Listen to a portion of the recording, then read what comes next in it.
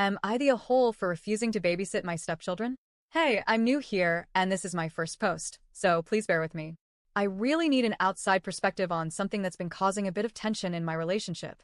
I, 36F, have been with my partner, 38M, for just over a year now, 12 months to be exact.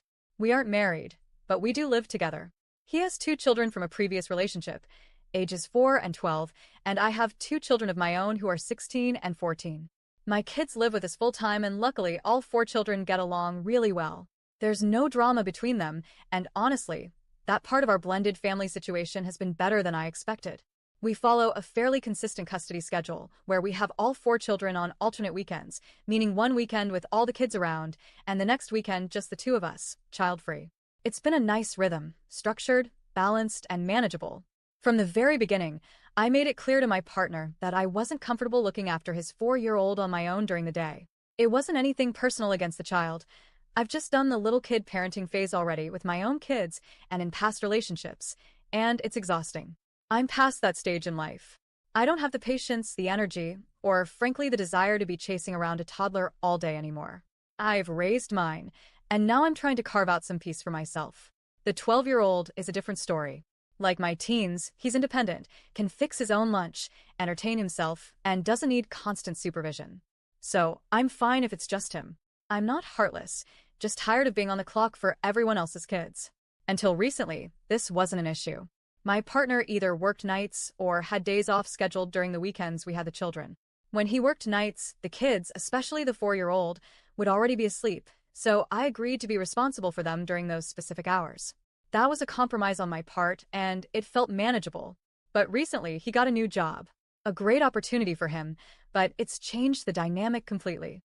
He now works 12-hour shifts, leaving the house around 6 a.m. and not getting back until nearly 8 p.m. With this new schedule, there will be weekends, maybe once every couple of months, where he will be gone the entire time his children are meant to be with us. That's where the real issue comes in. I've made it very clear that I am not willing to look after his children during those weekends, particularly not the 4-year-old. Not because the child is misbehaved or difficult, he's not, but because I genuinely don't want to be solely responsible for a young child again. I've done my time as a full-time parent. I've raised toddlers, I've babysat for years, I've been a stepmom before.